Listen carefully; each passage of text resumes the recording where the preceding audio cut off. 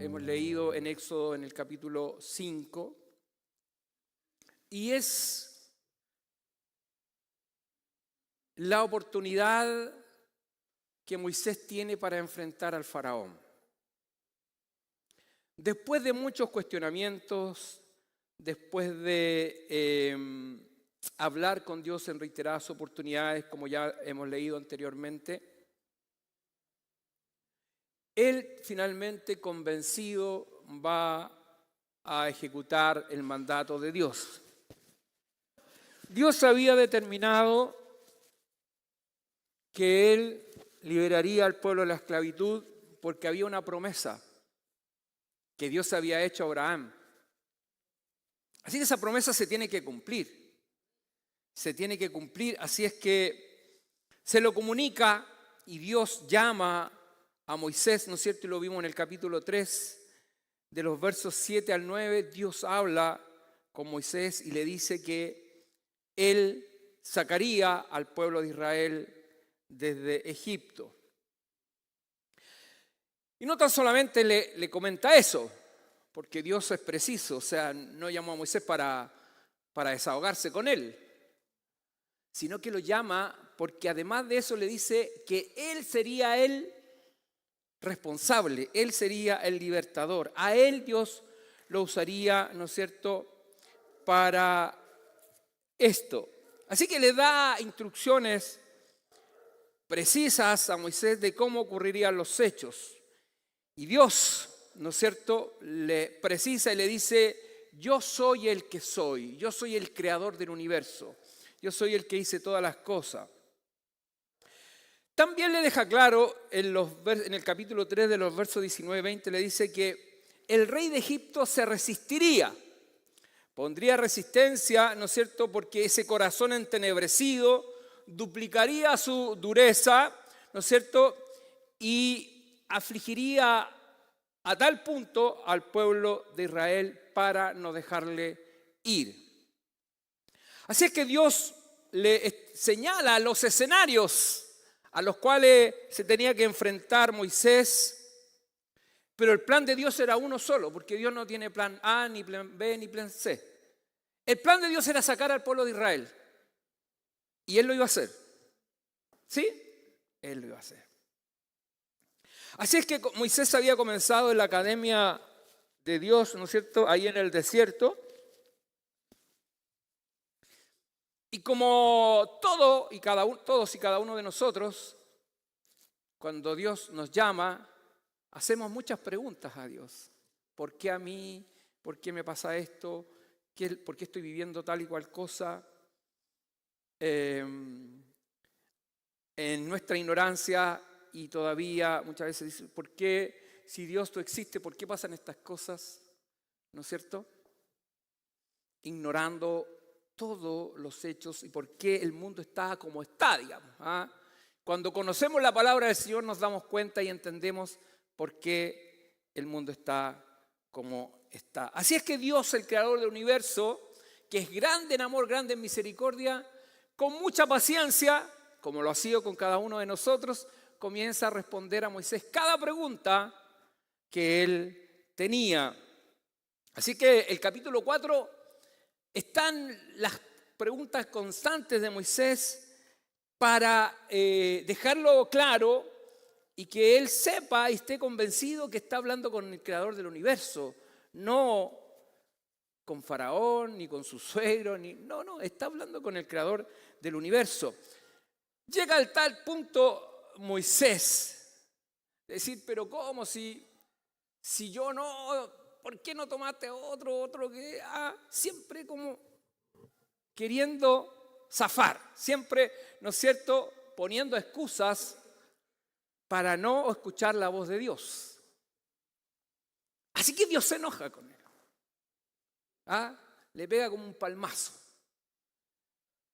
Entonces, Moisés, que tenía la oportunidad de ser el vocero, de usar la voz de él y todo, como él afirmaba que era limitado en las comunicaciones, no tenía el talento, no tenía la habilidad, no sabía cómo. Entonces, bueno, ok, ya. Que eso no sea una limitante para ti, aunque yo soy el Dios creador y yo hice al mudo y yo hice todas las cosas.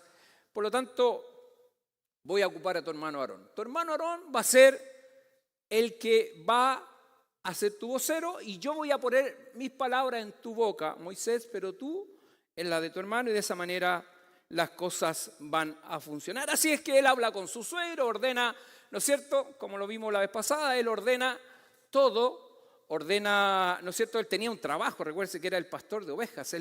Así es que habla con su suegro, que era su jefe, y le dice, mira, esto es lo que me encomendó Dios. Y Jetro, que era un hombre temeroso de Dios, le dice, por supuesto, tú tienes que hacer lo que Dios te está demandando. Así es que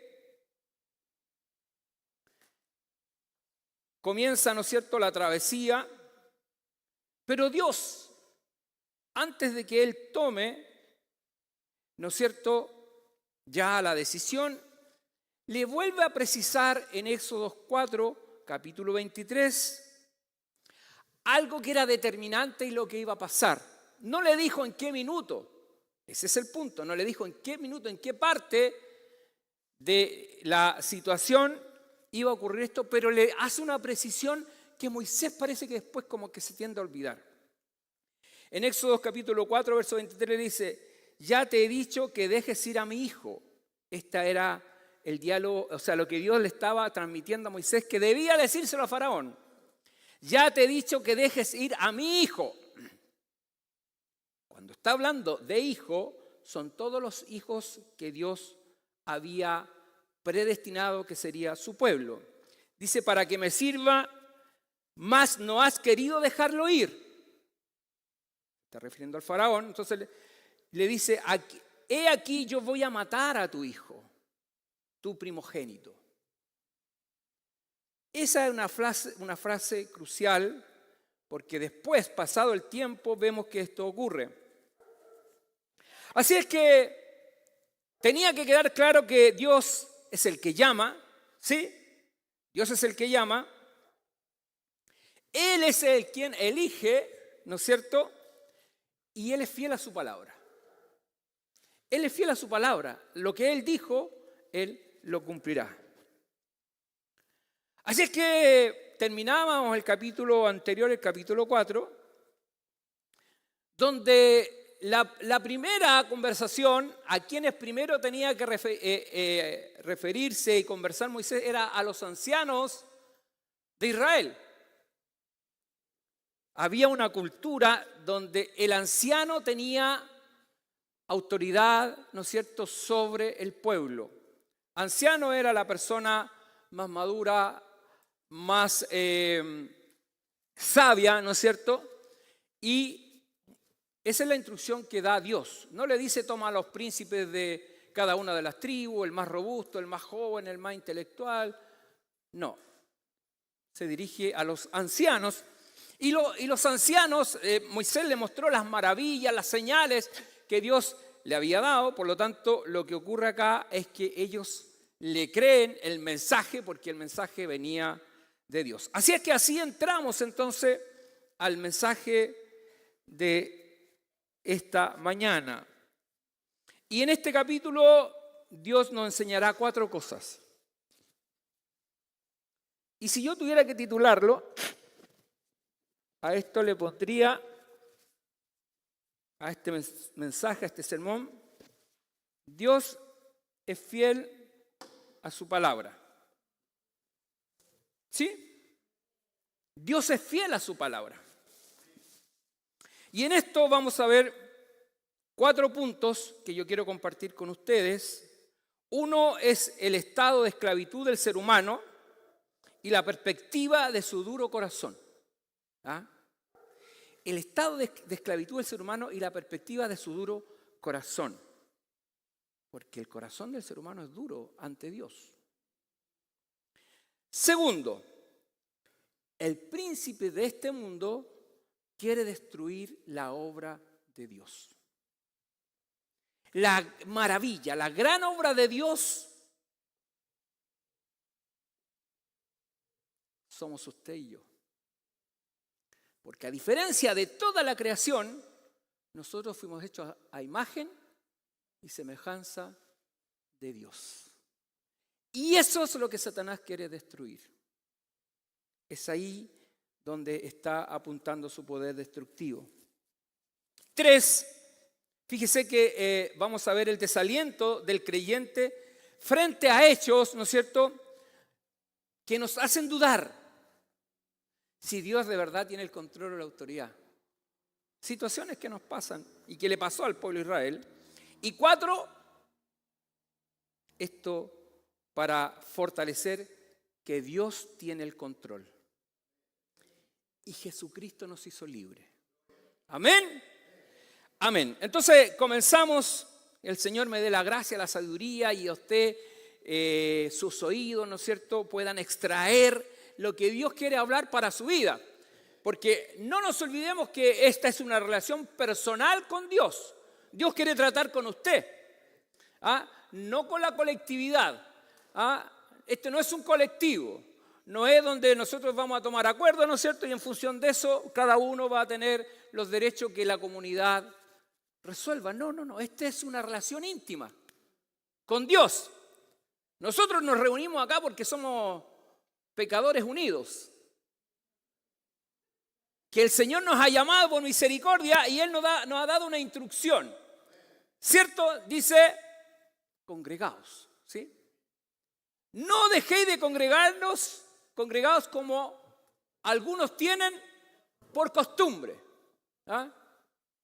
Siempre buscando la excusa para no venir a la casa del Señor. Siempre, no, es que hoy día fui a votar, así que llegué cansado. Habían 2 personas antes de mí y tuve que esperar mucho rato. Así que no voy a la casa del Señor. Y así. Pero aquí estamos porque el Señor quiere tratar de manera individual.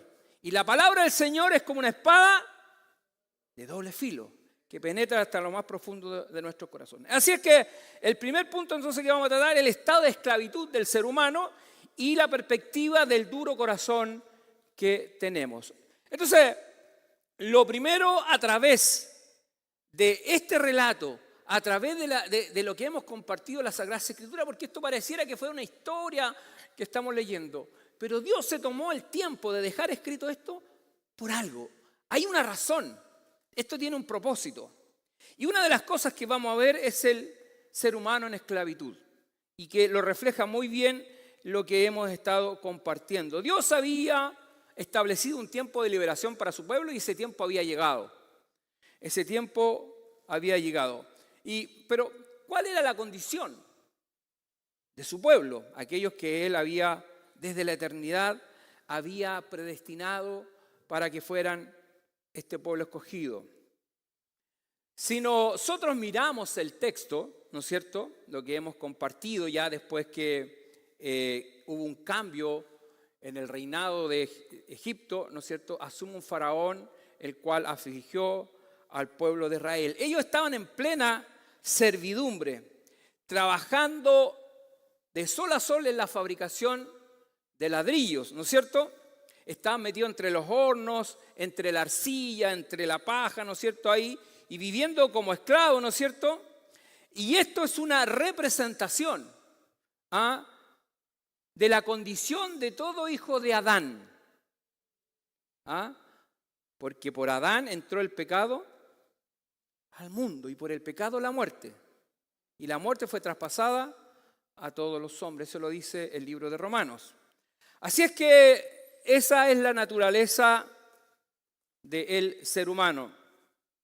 Los israelitas estaban en Egipto, ellos estaban aplastados, llevaban un pesado yugo del enemigo, ¿no es cierto? Y no tenían fuerzas ni nada para poder liberarse. Faraón, que hacía de ellos, ¿no es cierto?, un trabajo fuerte, el trabajo pesado estaba dado a los esclavos, ¿no es cierto? Cuando él escuchó la palabra libertad del pueblo de Dios, porque ellos decían que querían ir a adorar a Dios, ¿no es cierto? Esto, en vez de sensibilizar al faraón, generó algo peor, mucho peor, ¿no es cierto? El opresor se enardeció y reforzó las cadenas, ¿no es cierto?, para sus esclavos, ¿no es cierto?, y lo cargó con mayor trabajo y mayor persecución, que lo leímos en el texto. Este pueblo, no se olviden que había perdido los privilegios que había alcanzado con José. Si usted, ¿no es cierto?, recuerda que fue la introducción de este libro, ellos habían gozado en un pueblo, ahí tenían todos los privilegios, ¿no es cierto?, pero eso se había terminado. Así que ellos por ninguna parte tenían esperanza de salir de ese estado de esclavitud de Egipto. Ellos no tenían otro recurso que mirar al cielo. Muchos de ellos eran hombres que guardaban la enseñanza de sus padres y eran temerosos de Dios, pero otros no, porque se habían mezclado, ¿no es cierto?, con las costumbres paganas. Y ellos ya, muchos de ellos, habían internalizado a adorar a dioses ajenos, que no eran dioses en realidad, sino eran creación de los egipcios. Entonces estaban en una condición, ¿no es cierto?, de esclavitud. Y fíjese que esto me trae a la memoria un texto que es una conversación que Jesús tiene con los fariseos acerca de la condición de todo aquel que comete pecado, que vive y practica el pecado. Fíjese que en San Juan 8:34 dice lo siguiente, en esta conversación que Jesús tiene con ellos, dice, Jesús le respondió, de cierto os digo que todo aquel que hace pecado, esclavo es del pecado. Y esto tiene una relación, un vínculo directo con lo que estaba viviendo el pueblo de Israel en Egipto. Recuérdense que todo el Antiguo Testamento, muchas de las cosas que están ahí son sombras, imagen de lo que realmente ocurriría con la venida del Hijo de Dios. Así que lo que está diciendo Jesús aquí es lo que el pueblo de Dios estaba viviendo en Egipto. Ellos estaban ahí bajo esclavitud. Y el ser humano está de esa manera, ¿no es cierto?, porque está muerto en sus delitos y pecados, dice la Sagrada Escritura, por lo tanto, esclavo es del pecado. Así es que, ¿cómo entonces en esa condición el pecador, hablando de la palabra que peca de la persona que peca contra Dios, cómo puede liberarse por sí mismo si es esclavo, si está encadenado, si está muerto, dice la palabra del Señor? Necesita entonces un libertador, ¿sí? El pueblo de Israel necesitaba un libertador. Fíjese cómo vamos vinculando estos hechos con lo que finalmente ocurre con la venida de nuestro Señor. Así que si uno es esclavo del otro, en todo lo que hace, lo hace entonces, sigue siendo también esclavo. La palabra del Señor nos enseña y nos dice que la naturaleza del ser humano está radicalmente corrompida. El ser humano es un ser corrupto.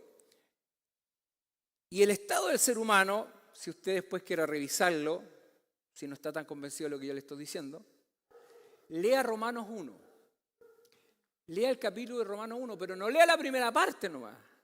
Lea completo el capítulo 1 y va a entender cuál es la descripción que Dios hace del estado del ser humano. Así es que el pueblo de Israel, entonces, volviendo al hecho histórico, necesitaba un libertador, porque era esclavo. Así también la humanidad es esclavo del príncipe de este mundo y por lo tanto necesita ¿a quién? A Cristo, a un libertador, ¿no es cierto? No hay forma de liberarse del príncipe de este mundo que quiere destruir la obra más gloriosa que Dios hizo, que es todo aquel que fue hecho a su imagen y semejanza. Así que Él quiere destruir las vidas. Satanás vino a matar, robar y destruir. A destruir todo lo que Dios tenía para usted. Todo el plan de Dios. Y en eso está. Sigue en eso. Pero Jesús, así como Moisés que traía un mensaje libertador, Jesús también dice las siguientes palabras en San Juan 3:36, para que usted vaya correlacionando estos hechos. Dice, el que cree en el Hijo tiene vida eterna, pero el que rehúsa creer en el Hijo no verá la vida, sino que la ira de Dios está sobre él. Así que Jesús entonces está señalando estas palabras y con eso está describiendo la situación del ser humano que vive en esclavitud. Pero no tan solamente eso, en el punto 1 que hemos visto, sino que además hay una perspectiva del corazón del ser humano que es un corazón duro, un corazón de piedra, dice la palabra de Dios. Y esto es lo que ocurre en esta representación cuando Moisés está hablando con el faraón, va con Aarón, ¿no es cierto? Y le comunican el mensaje de Dios. ¿Ah? Que ellos tenían que salir para ir y glorificar a Dios. Y Moisés a lo mejor se esperaba un corazón receptivo. ¿Ah? Un corazón, sí, Moisés. ¿Ah? Tienes toda la razón, ese Dios creador del universo. No, fíjese, vamos a ver las palabras del faraón. En el verso 2, cuando Moisés le comunica esto, le dice, y Faraón respondió, ¿quién es Jehová? Para que yo oiga su voz y deje ir a Israel. Yo no conozco a Jehová, ni tampoco lo dejaré ir. En el fondo lo que quiere decirle, yo soy el Dios de Egipto. Recuérdense que él se autoproclamaba Dios. Sí, él se autoproclamaba Dios. Y la gente así lo veía, que él tenía una relación directa con los dioses de los egipcios. Así es que el faraón revela lo que hay en su corazón. ¿Ah? Revela su condición moral, su ignorancia, su desobediencia.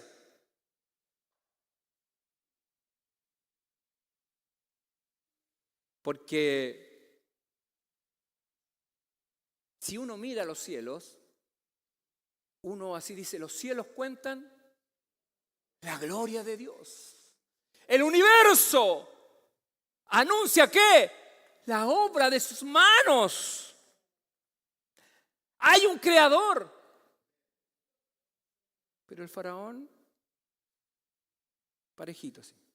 No. Así es que para conocer a Dios para obedecer a Dios hay que conocerlo. Hay que conocerlo. ¿Ah? Si la persona no conoce a Dios, no le puede obedecer. ¿Qué tuvo que hacer Dios con Moisés? ¿Qué hizo? Lo llamó. ¿Cierto? Moisés tuvo que conocer a Dios. ¿Sí? Él había recibido enseñanza, él había enseñado una serie de cosas. Pero llegó el momento y la hora en que Dios tuvo que hablar directamente con él. Como lo ha hecho contigo, ¿no? Él es el que te llamó. ¿Sí? ¿Cómo fue el trato de Dios contigo? Usted lo sabe. ¿Qué situación Dios tomó para llamarte? Usted lo sabe. Pero fue Él el que te llamó. Y Él sigue llamando. Sigue llamando, atento. Él sigue llamando. Así es que la obediencia al Señor está basado en el conocimiento que vamos teniendo de Él. Moisés, en la medida que más fue conociendo a Dios, su obediencia fue ascendente. Así que en la medida que más conocemos al Señor, más nos sujetamos. Así que tenemos un desafío como iglesia. ¿Sí? Estamos conociendo al que vive y reina para siempre. ¿O no? Sí, a Él. ¿Ah? Así es que la respuesta del faraón, ¿no es cierto?, fue totalmente banal. Él se había envanecido en sus propios razonamientos. Y él había ignorado por completo la existencia del Dios creador, tal como lo dice el libro de Romanos en el capítulo 1, que es la parte que yo quería citarle. Hay mucho más. Llévese la tarea de leer el capítulo 1 de Romanos. Pero mire, yo voy a citar esto. Dice, porque las cosas invisibles de él, esto es lo que está describiendo el apóstol. ¿Cómo el apóstol dice, cómo el ser humano puede ignorar esto? Dice el apóstol, porque las cosas invisibles de él, su eterno poder y deidad, se hacen claramente visibles desde la creación del mundo, siendo entendidas por medio de las cosas hechas. Los cielos cuentan la gloria de Dios. De modo dice que no tienen excusa, pues habiendo conocido a Dios por las cosas visibles, creadas, ¿no es cierto?, no le glorificaron como a Dios, ni le dieron gracias, sino que ¿qué? Se envanecieron en sus razonamientos y su necio corazón fue entenebrecido. Profesando ser sabios, se hicieron necios. Esa es la descripción que el apóstol hace de un duro corazón, que es lo que estamos viendo en la actitud del faraón. Así es que todo este relato, ¿no es cierto?, nos revela que detrás de todo el sufrimiento del pueblo de Israel había un opresor. ¿Sí? Y este representa el mal encarnado en el faraón. Así es que esto nos lleva al segundo punto de esta reunión, donde dice, vamos a ver que el príncipe de este mundo quiere destruir la obra de Dios. El príncipe de este mundo quiere destruir la obra de Dios. Es decir, la persona está esclava, tiene un duro corazón, pero hay alguien más que se está encargando, ¿no es cierto?, de generar dolor, dolor y dolor. Por eso el mundo está como está hoy día. Hay alguien que está detrás de todo esto, de todas estas cosas que están pasando. El mundo del ateísmo cada vez pareciera que está tomando más control y espacio sobre todas las cosas.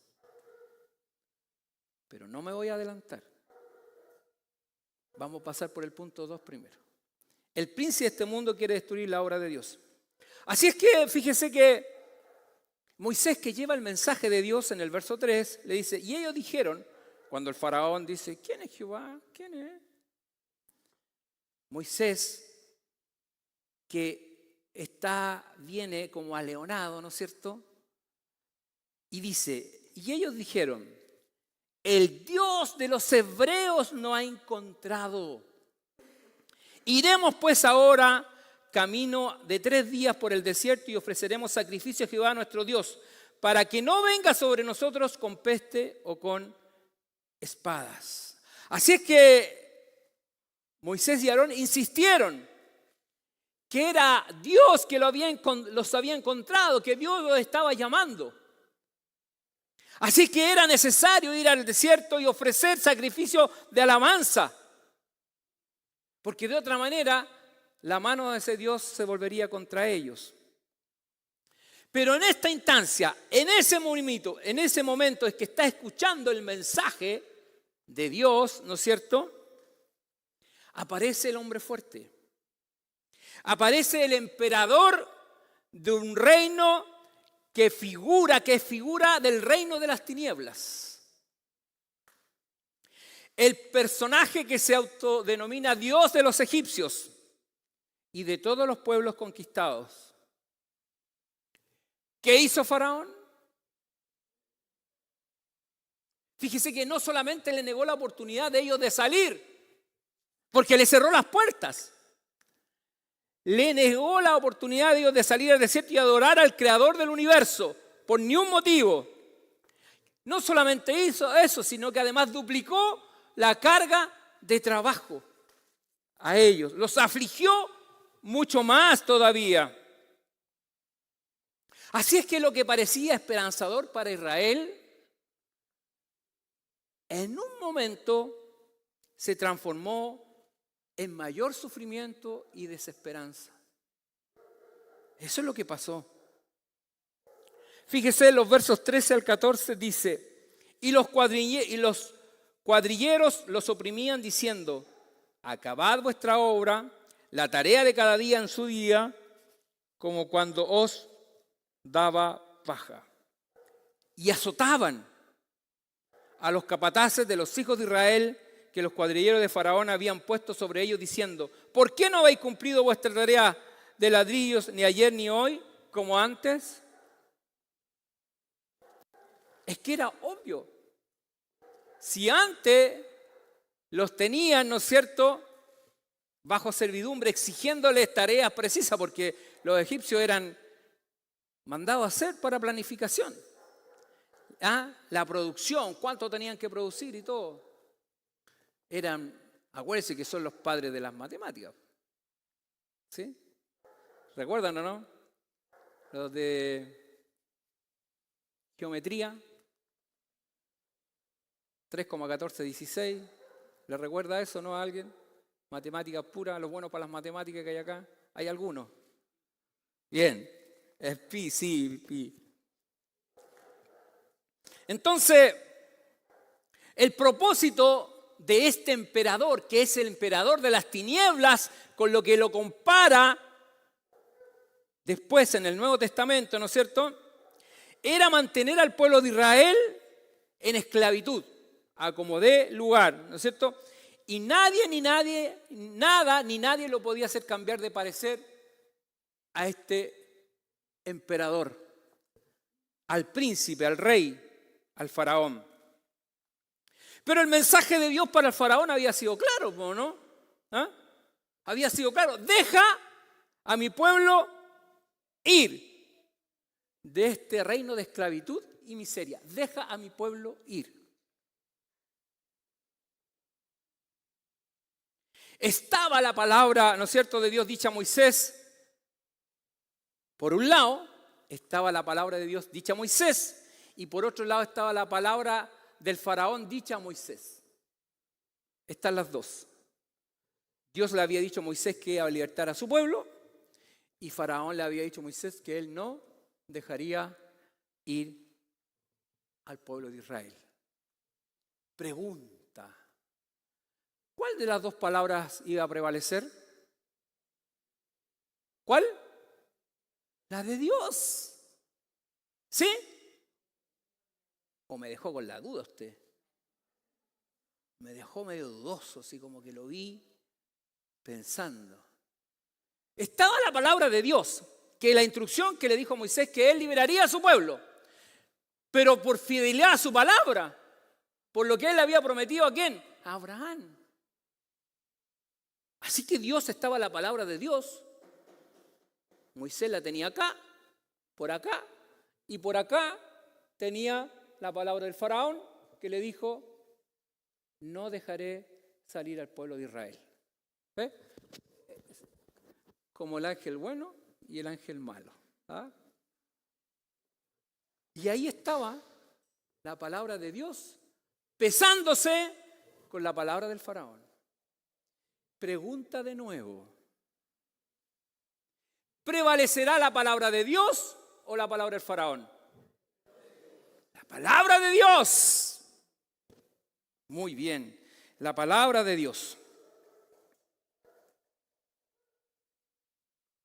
Si nosotros nos quedáramos con este relato hasta aquí donde vamos, oiga, la decepción, la desesperanza sería terrible, ¿no es cierto? Porque era un rotundo no. Fíjese que el faraón es sombra, como dice la palabra de Dios, e imagen del príncipe de este mundo, como ya lo había dicho. Y el propósito del príncipe de este mundo es oponerse a la liberación del pueblo de Dios. Así también se opone Satanás para las personas que Dios predestinó desde la eternidad para salvación y vida eterna, se opone rotundamente a que conozcan al Creador del universo. Y hace todo lo que está en sus manos para impedir que esto ocurra. Que las personas conozcan a Cristo, al Creador del universo. Pregunta de nuevo. Si Dios lo predestinó de la eternidad, ¿a los que Dios antes amó o los que conoció, a estos predestinó? Pregunta a la asamblea. ¿Qué es predestinar? Algo que Dios ya la dio por hecho, establecido. No es un antiproyecto, no es una cosa que nosotros a veces planeamos, decimos, y que después corregimos 20 veces y tiene como 5 planes. Dios tiene un plan. A los que antes conoció, a estos predestinó, y a los que predestinó, llamó. Y a los que llamó, justificó. Y a los que justificó, glorificó. ¡Punto! Palabra de Dios. Así es que por más que el príncipe de este mundo se oponga a que las personas vengan a Cristo, Dios va a cumplir su plan igual. La palabra de Dios tendrá que llegar donde tenga que llegar, y por eso es que hoy día estamos predicando a Cristo y a este crucificado, porque Él es el que nos hace libre. Fíjese que Pablo, yo voy haciendo estos paralelos para que vamos vinculando las cosas, pero Pablo, que había sido elegido para llevar el mensaje de salvación a los cautivos, él está presentando defensa ante el rey Agripa, contándole su experiencia, lo que había ocurrido. Y fíjese que en Hechos 26, 18, él dice lo siguiente, relatándole a él. ¿Por qué había sido llamado? ¿Para qué? Él le dice, para que abra sus ojos, para que se conviertan de las tinieblas a la luz y de la potestad de Satanás a Dios, para que reciban por la fe que es a mí, perdón de pecados y herencia entre los santificados. Eso es lo que le está diciendo Pablo al rey Agripa. Le está hablando el mensaje de Dios que sigue vigente, activo. El mismo mensaje que Dios le entregó a Moisés es el mensaje que Pablo está replicando, porque Dios le había entregado este mensaje. Para que el Dios eterno abra los ojos, para que se conviertan de las tinieblas a su luz admirable. Es lo que cantábamos hace un rato. Así que las acciones y las reacciones del faraón, ¿no es cierto?, aunque provocaron una esfera de desaliento, ¿sí?, una esfera de desesperanza, temor, dudas,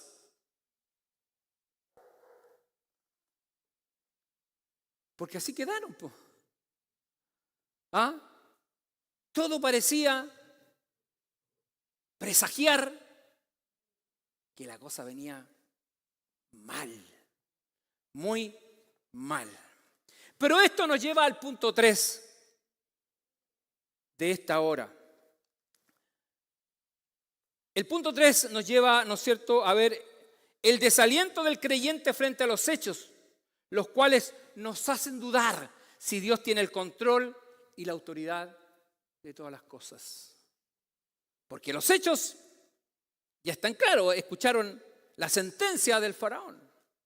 El trabajo se duplicó, la persecución fue peor. Así que mire, los textos 20 al 21 dicen, y encontrando a Moisés y a Aarón, que estaban a la vista de ellos, eran los capataces que venían saliendo de lo que el faraón le había dicho, ¿no es cierto?, que eran hermanos. Los capataces eran israelitas que los colocaban ahí para llevar, ¿no es cierto?, el control de los trabajos, ¿no es cierto?, que estaban a la vista de ellos cuando salían de la presencia del faraón. Les dijeron, fíjese,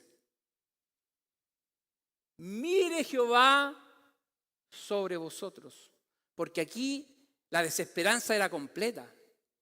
Ya ellos tenían muchas dudas acerca de si Dios realmente había sido el que había hablado con Moisés. Le dicen a Moisés, imagínese usted ahí en su viaje por la historia.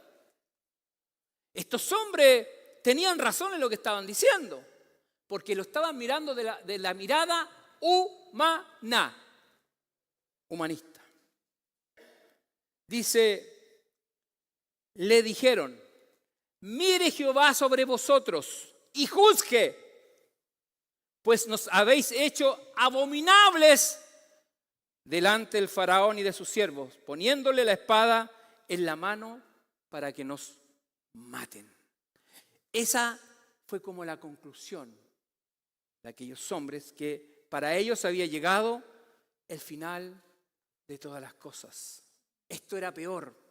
Que Dios lo hubiera encontrado, para ellos era peor. Eso es lo que estamos leyendo, ¿no?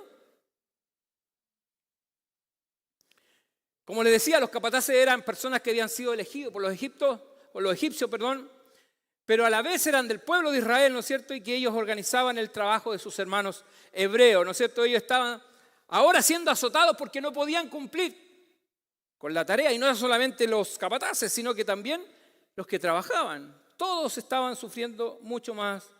Así que la situación se había tornado muy difícil para ellos. Así que pusieron en duda las acciones de Moisés, realmente si Dios había hablado por ellos. Así que Moisés acorralado por esta situación, como que se olvida Moisés de lo que Dios había dicho, ¿cierto? Nos pasa a nosotros, ¿no? En situaciones así, fíjese que Moisés como que se había olvidado de lo que Dios le había dicho en Éxodo 4:23, que el corazón del faraón se iba a ablandar. ¿Qué iba a pasar? Se iba a endurecer, ¿no es cierto? Que se iba a endurecer, pero que en los tiempos de Dios, no en los de Moisés, no en los capataces, en el tiempo de Dios, Dios haría lo que Él había dicho. ¿Ves que a veces queremos que las cosas ocurran en el tiempo que nosotros queremos? ¿Sí o no? ¿O me pasa a mí, no? Parece que todo me pasa a mí y a usted no le pasa nada.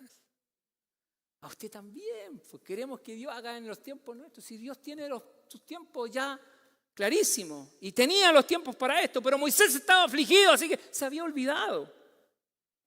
Se confunde Moisés con los hechos. La situación de desaliento, desesperanza, las personas reclamándole ya.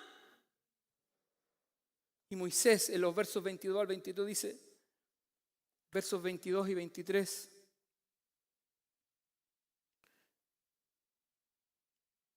dice, entonces Moisés se volvió a Jehová y dijo, Señor, ¿por qué afliges a este pueblo? ¿Para qué me enviaste? ¿Era Dios que estaba afligiendo al pueblo? ¿No era el faraón por un corazón duro que representaba al príncipe de este mundo? Era el mal. Todas estas cosas que tienen envuelto al mundo era lo mismo que estaba pasando. Pero Moisés, y son las preguntas que muchas veces nosotros hacemos también, digamos, si no nos hagamos los lesos. ¿O no? Sí. Señor, ¿por qué afliges a este pueblo? ¿Para qué me enviaste? ¿Para qué me llamaste, Señor? Y hay una anécdota que les quiero contar. Me estoy tomando un poquito más tiempo, pero quiero que usted... Fíjese que personas que ya no están aquí en la iglesia, para que nadie se sienta identificado. Me dijo el esposo de la hermana, ¿sabe qué? De que nos decidimos venir a la iglesia, de que tomamos la decisión de seguir al Señor, nos han venido todos estos problemas. Que se enferma el hijo, que aquí, que allá. Así que no vamos a ir más. Buena decisión, ¿eh? ¿Qué opina usted? Así, unas cositas y ¡pum! Como decía mi padre, los días de lluvia. Lo voy a repetir, pero usted no lo tome mal, pero dice que Satanás sacaba un escudo y lo tiraba para abajo. ¡Ay, está lloviendo! Dice el hermano, no voy a ir a la iglesia. ¿Se acuerdan de eso, no? Bueno, son historias que nos pasaron antes. Así que el pueblo estaba tremendamente deprimido, porque eso es lo que pasó, estaban deprimidos. Y eso nos pasa hoy día también, digamos, al pueblo de Dios. Nos pasa. Cuando miramos a nuestro entorno y tenemos una impresión, ¿no es cierto?, del espíritu del faraón que anda rondando. El príncipe de este mundo, ¿no es cierto?, imponiéndose a toda la palabra de Dios establecida. Fíjese que esto ocurre en los hermanos que ejercen docencia en los colegios. Observa la conducta de los niños, de los adolescentes. Muchos de ellos con una agresividad a flor de piel, como nunca antes se había visto. Casos de niños abusados por sus propios padres, por su familia. Esto es más común de lo que usted cree y le parece. Hay hermanas nuestras en Cristo que conocen y trabajan en el movimiento social y llegan muchos de estos casos a resolver. Matrimonios quebrados, hijos destrozados, mujeres maltratadas. Esa es la obra del príncipe de este mundo. Eso es lo que está haciendo hoy día. Vemos a los gobiernos que estimulan la corrupción. Ese abuso de poder que el pueblo les concedió para que hicieran un buen trabajo, lo hacen todo mal. Imponen sus pensamientos ateos. ¿Sí? Lo imponen. Ideologías que son repugnables para Dios. Repugnables. Lo están imponiendo. Cuando nosotros escuchamos representantes de los diferentes países, ¿no es cierto?, que quieren imponer su agenda atea, porque es una agenda atea, contraria a lo que Dios ha establecido en su palabra. Todas estas cosas que el pueblo de Dios está viendo y escuchando, nos hace viajar a las palabras de Moisés. Señor, ¿por qué afliges a tu pueblo? ¿Para qué me enviaste? ¿Para qué me llamaste? Pero esto nos lleva al último punto que quiero tratar. Dios tiene el control. Dios tiene el control. Y Jesucristo nos hizo libres. Libres. Así que Dios contesta las preguntas de Moisés, pero yo no me voy a adelantar ahora para que venga el domingo próximo. En el capítulo 6, ahí vamos a ver cómo Dios responde a Moisés. Todas aquellas cosas que no estaban claras para él, Dios traería respuesta. Pero hay algunas cosas que no quiero esperar hasta el domingo, para que no se vaya así como con esa sensación de incertidumbre, de amargura, de desesperanza. No. Como le decía, nosotros miramos lo que está ocurriendo en nuestro entorno, en nuestra ciudad, en nuestro país, en el mundo.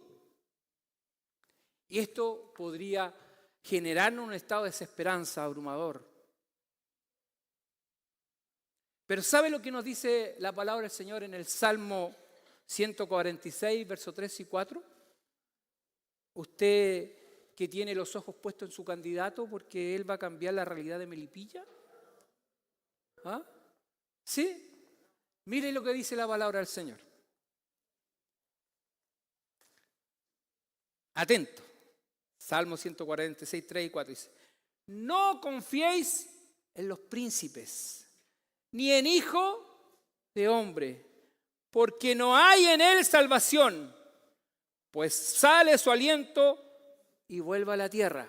Son personas como cualquier mortal, ¿no es cierto? En ese mismo día perecen sus pensamientos, sus buenos propósitos, sus buenas cosas y todo lo que a usted le dijeron y todo lo que usted creyó. ¿Sí o no? Los pillé a varios. ¿Ah?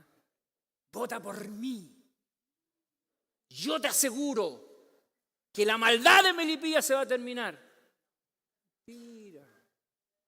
Si el único que puede transformar el corazón del ser humano es Dios, es Cristo el Señor. Es Él el que nos hace libre. Ellos pueden tener, y no quiero dejar mal a nadie para que no se malentienda, buenos propósitos, buenas cosas, sí está bien. Y vamos a elegir lo menos malo, porque tenemos una responsabilidad cívica. Sí, pues no se olvide que tenemos una responsabilidad cívica. ¿Ah? Pero no pongamos los ojos en las personas, porque las personas fallan, se equivocan porque somos seres corruptos. No lo digo yo, lo dice la palabra de Dios. Así que en alguna parte del camino, ¡pum!, la corrupción ¡ping!, hace su efecto. Porque el hombre sin Cristo está perdido. Amén. Así que en medio de esta desesperanza, quiero traer una palabra de Dios. Porque Dios no está muerto, Él está vivo. Su palabra está vigente y Él está bajo el control. Él tiene el mando de todas las cosas. Y así lo dice el Salmo 46:10.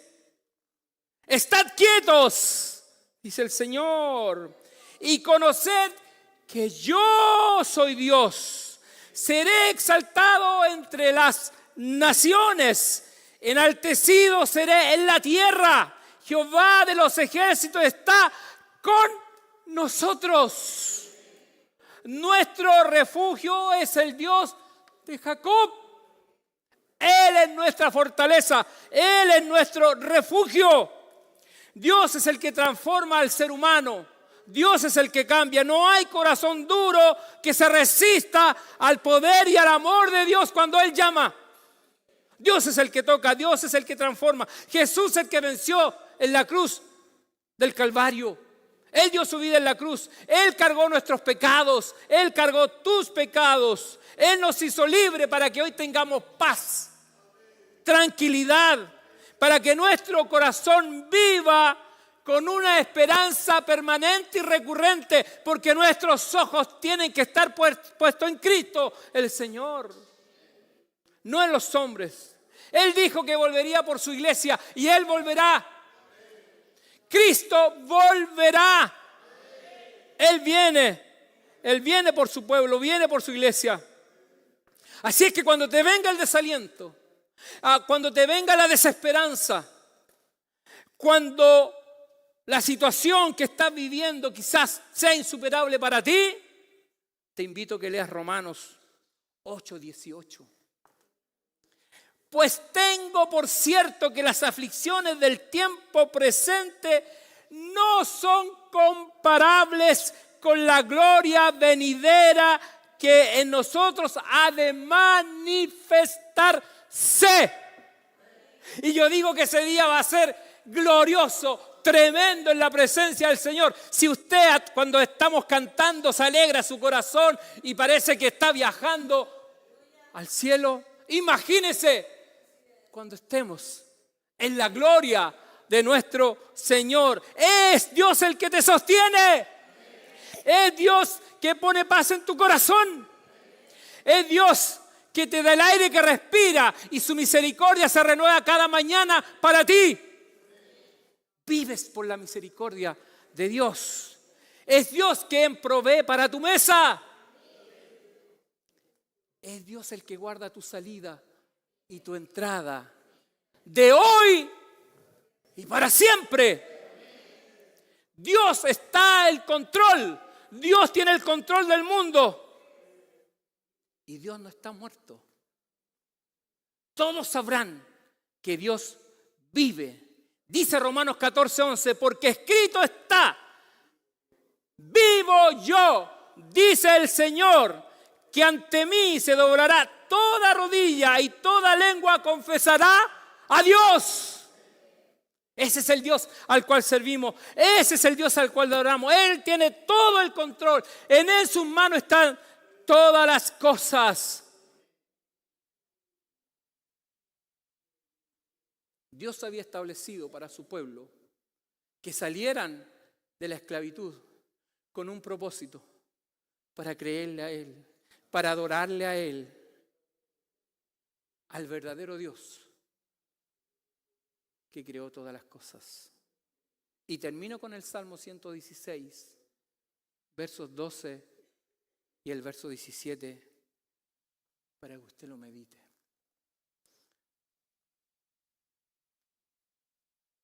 ¿Qué pagaré a Jehová por todos sus beneficios para conmigo? Es una pregunta que el Señor se la hace a usted esta mañana. ¿Qué pagaré a Jehová por todos sus beneficios para conmigo? ¿Qué haremos? ¿Qué podemos hacer? Señor, te ofreceré sacrificio de alabanza. E invocaré tu nombre, oh Dios. Señor, exaltaré tu nombre, te exaltaré, mi Dios, mi Rey, y bendeciré tu nombre eternamente y para siempre. Cada día, Señor, te bendeciré, porque tú has sido Dios de generación en generación. Tú has guardado tu pueblo, has guardado tu iglesia. La palabra de Dios es fiel y verdadera. El Señor será contigo todos los días de tu vida hasta que el Señor venga. Créele a la palabra de Dios. Él guardará tu vida, Él guardará tu entorno, Él guardará tu familia. Dile al Señor que guarde tu matrimonio, que guarde a tus hijos, que guarde todo bajo su amparo y fortaleza. Póngase de pie. Oh Señor, estamos ante tu presencia. Señor, tú tienes el control de todas las cosas. En tus manos está mi vida. En tus manos, Señor, está la vida de nuestra iglesia. Este pueblo, Señor, quizás si dejamos hasta aquí lo que hemos compartido, el capítulo 5, pareciera que todo era contrario. La situación era desalentadora, Señor. Parecía que Faraón tenía el control de todas las cosas, como lo es hoy día el príncipe de este mundo. Pero tu palabra es fiel y verdadera. Las cosas se van a cumplir en los tiempos que tú has definido, Señor. Y tu palabra no pasará. El cielo y la tierra pasará, mas tu palabra no pasará, Señor, que no se cumpla. Nosotros, Señor, somos pasajeros. Somos como la niebla, como la flor del campo, que crece hermosa, después, Señor, se marchita, se seca y se desvanece. Pero Dios, aquí estamos. Somos un pueblo, Señor, del cual hemos sido liberados. Pero también hay personas, Señor, que siguen esclavas. Que el faraón, el príncipe de este mundo, ahí los tiene, Señor, en cadenas. Pero Padre mío, tu palabra es fiel y verdadera. A todos los que son llamados hijos del Dios Altísimo, esas cadenas se cortarán. Esas cadenas se cortarán en el nombre de Jesús. Dios libertará al cautivo, al oprimido. Dios cortará las cadenas, Dios cortará los vicios, Dios cortará todas esas cosas que te tienen encadenado por años. Dios tiene toda la autoridad, todo el poder para cortar esas cadenas. Aunque para ti parezca imposible que eso se corte. Dios vive y reina para siempre. Dios cortará las cadenas de esclavitud. Todas estas cosas que Satanás El príncipe de este mundo ha querido destruir la creación maravillosa de Dios. Dios cortará cadenas. Sigue orando. No te canses de orar por aquel que está encadenado, por aquel que dice no conocer a Dios. Cuando tú le hablas, no quiero escuchar de Dios. Como el faraón con un corazón duro. ¿Quién es Jehová para que yo le obedezca? Muchas veces escucharás ese tipo de respuesta, pero no te canses de orar. Porque llegará el día, llegará la hora en que Dios liberará al oprimido. Dios liberará al afligido, al que está encadenado. Y tú sabes que está encadenado. Pero no te deprimas al ver ese cuadro, sino confía. Clama al Dios del universo, porque Él en su soberanía tiene toda la autoridad y toda la potestad para hacernos libres. Para que el que no ha conocido a Dios, de verdad lo conozca, al único Dios verdadero. Gracias, Padre, por tu palabra, que siga siendo vida en nuestros corazones. Padre, te lo pido en el nombre de Jesucristo, nuestro Señor y Salvador. Amén.